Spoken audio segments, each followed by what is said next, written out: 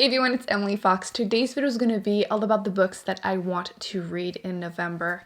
This is the time of the year where I panic, not just a little bit, but fully, because I am realizing the end of the year is approaching. I will not have time to read all of the books that I was hoping to read that year in finishing all the challenges that I gave myself, which, to be fair, I did give myself a pretty ridiculous amount of challenges this year, and it's been a lot of fun. I've achieved most of them, but now I have to make some choices, some difficult choices. That's why I'm posting these videos slightly early, because I want to hear your thoughts on which one of these books or challenges I should try to focus on. I'm planning the reading vlogs for the month. There will be a ton of videos, like 15 plus videos this month, because I'm trying to do all the ones that I'm hoping to do before the end of the year. So let's get to it. Let's start with the ones that we're going to be reading with the Patron book club. So every month we're choosing one, and this month it was pretty solid. Everyone knew what they were wanting to read pretty much, and it is this one. It took like 3 times for it to be an option, for it to be picked, and finally, I'm really excited. This is Shards of Earth by Adrian Tchaikovsky. I've read like 4 or 5 of his books at this point, and he tends to write fantasy sci-fi that are very unique. And my favorite by him is Children of Time, which, if you haven't read it and you want to read it like a first contact with aliens, start with that one. It's popular for a reason. But this one is more like a space opera. I think it's remnant humanity fighting some possible aliens from the past, and it's a first contact with aliens, which is what I want. It's starting a new series, which I'm not supposed to be doing really, but you guys chose, so it's not my fault, it's your fault. So we're starting a new series. I'm very excited. Book 2 is out, book 3 is coming out like any day now, so we can binge read the series if we end up loving it, and I cannot wait. So yes, an author that I need to read a lot more from. He writes as many books as Brandon Sanderson, by the way. So if you like to find authors that are very productive, give him a shot. He writes some really fun stuff. So that one is the first one that we're going to be reading. The second one is our classic for the month of November and December. This is our last classic. I really have enjoyed doing this challenge all year long with you guys, and we're going to be doing it again next year because I'm really liking it. It forces me to read the big scary classics that I wouldn't be reading on my own, and this is a great example. This is Les Trois Mousquetaires, so The Three Musketeers by Alexandre Dumas. I have read The Count of Monte Cristo by him and really enjoy his writing style. Obviously, the books are ridiculously long because of the way they were paid back in the day, and this one is no exception. This one is almost 900 pages in my edition. Let me know what size is yours, because at least it's floppy, but I'm terrified of this one. I remember actually starting it as a kid. I was that kid that would read classics, not because I thought I was smarter than everyone else. It's just that I recognized the title and I thought I could read this. I don't remember finishing it, so we're gonna do that now. And yeah, a little terrified of it, but now that I've read one book by him completely, I am not as intimidated by his language. I feel like some authors are very difficult to read, and I don't feel like he is. If French is not your first language, though, you might struggle because of verb tenses. They tend to be all over the place, but it's my first language, so I have no excuse. So we'll be reading that in November and or December. Now, this is where the decisions are coming. I have so many things I'm trying to achieve, so feel free to vote in the comment section. One thing that I was supposed to be doing is finishing series, which is why I was making fun of myself with us starting a new series on Patreon.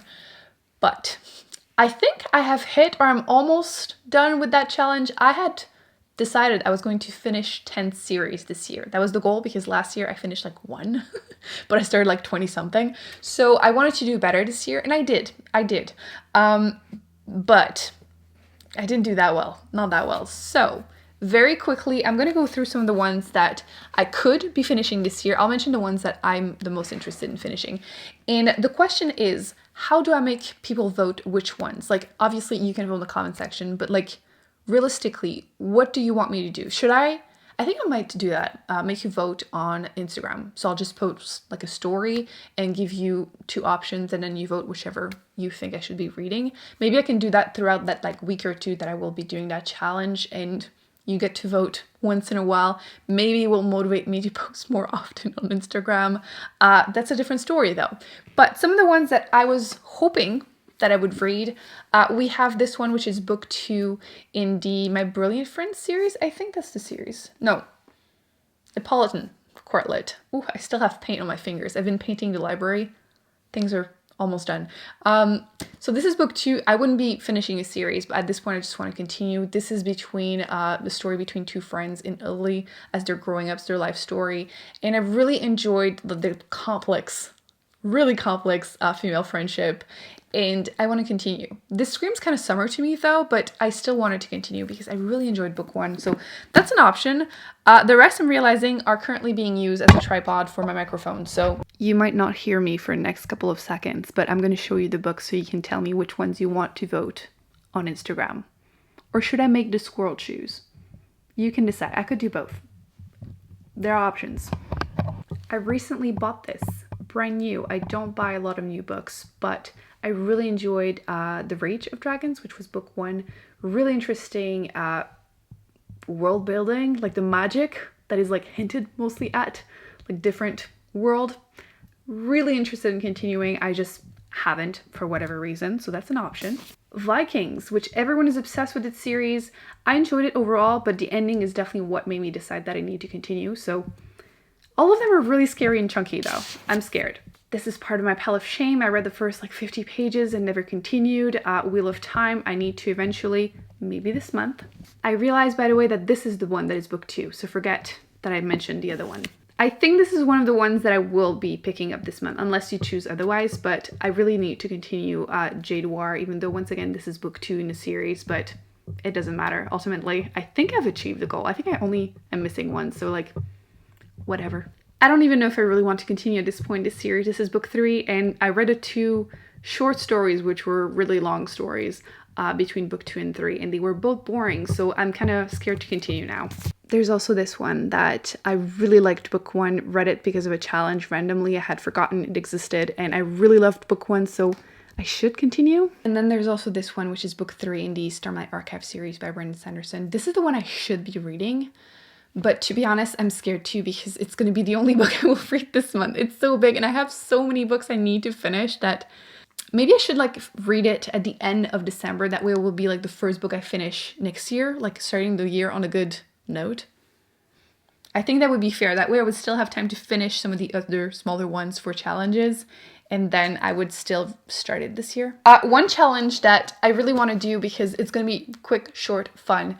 It's to read some of the saddest books you guys recommended to me because a lot of them are really short. I grabbed a couple quickly. But to make it extra fun, extra difficult, I'm going to be doing like a 24-hour readathon. I'm a grandma though, so I will be sleeping. I don't understand how people stay awake to read. I don't have the brain power. Am I just a sleepy person? I don't know. I fall asleep. Like, fall asleep. But I wanted to try that challenge, and it's 24 hours. So, like, it's not a lot of, like, time commitment. So I can definitely do a quick reading vlog like that. So a few of the books that you guys told me would be sad. We have The Perks of Being a Wallflower. Never read it. Never watched a movie. I literally do not know what happens in there. So I could read it and then watch the movie. Once, like, 24 hours up, you know? I could do that. That could be fun. I have some Steinbeck because I read East of Eden this year and I wanted to read more by him. And Of Mice and Men is one that a lot of you said was sad and super short, which that one was too. There's a couple other ones, but one that I was particularly interested in reading is this one, The Traveling Cat Chronicles, which you're following a cat. And apparently it's going to be really cute, wholesome, sad too at the end. So don't tell me any spoilers, please, but I have these and like a couple other ones and I could try to read all of them in 24 hours. A lot of these are short. This one is the biggest one. So like I can read probably like 5 books in a day, which would be nice. I might find some new favorites and we're going to count how many times I can cry, which sounds like torture. But to be honest, I never cry pretty much when I read a book. But when I watch a movie, I do. I don't know if you guys remember, like a couple years ago, 2-3 years ago, I did a challenge where I was doing exactly that, and I read the book about Alzheimer, which I cannot remember the title at the moment. This one, read the book, did not cry, watched the movie, cried 7 times. So like, we have to see, this is the challenge. Can I cry? Like actually cry while I read a book? So we're gonna torture me for 24 hours and see, you know, Emily 1, book 0, we'll see. Not sure if it's good for my mental health, but we're going to do it anyway. Another possible reading vlog challenge is to do some Goodreads Choice Award contenders of last year. I've done that challenge in the past where I'm trying to read as many of the top 20 that were mentioned in the Goodreads Choice Award, and then I do my own Choice Award the following year, letting you know which ones should have won in my opinion. Because I tend to disagree, and that we just don't have enough time to read as many of them, right, as possible within a year. So it gives me 2 years to try to do that. And even though I said I wasn't going to do it this year, I've still read enough that I can do it, so I probably will be doing my award show, unless you tell me you're really not interested. But I could for a week try to read a couple more to like do it officially. So some possible contenders. We have this one, which is the winner in the romance category, I believe, or a contender.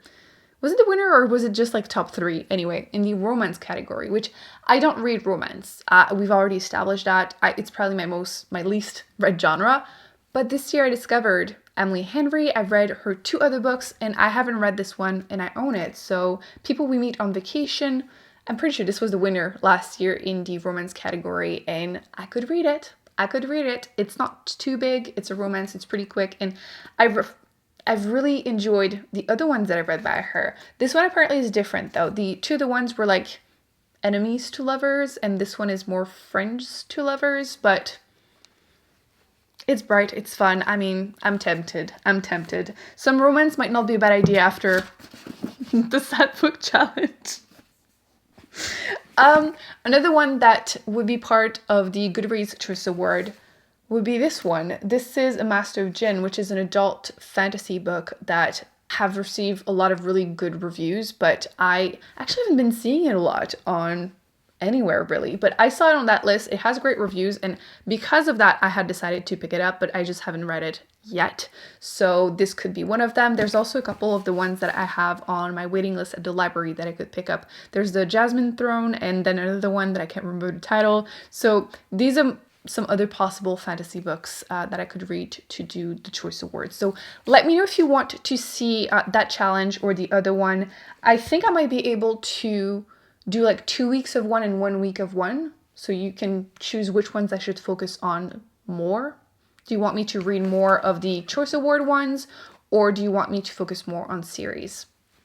Your decision. So choose the category and then I'll make you vote on Instagram which one specifically book-wise I will be reading. I think that's a good compromise. And then if I have time, because I have issues and I cannot do a TBR without making it ridiculously long, I was hoping that I would have time to do another quick challenge. So maybe I could do in 1 week the 24-hour challenge and then the other little challenge, which I wanted to try to do a reading vlog where I try books that I think I'm going to give 5 stars to without knowing anything about the book. That just sounds like a really fun thing to do. So I have 2 that I had picked up somewhat recently. You've seen them in book hauls. We have Sula by Toni Morrison. I haven't read anything by her, but I've been picking up some of her books. I've been finding them secondhand and I'm very excited. And I don't remember what this one specifically is about, but I think I'm going to give it 5 stars.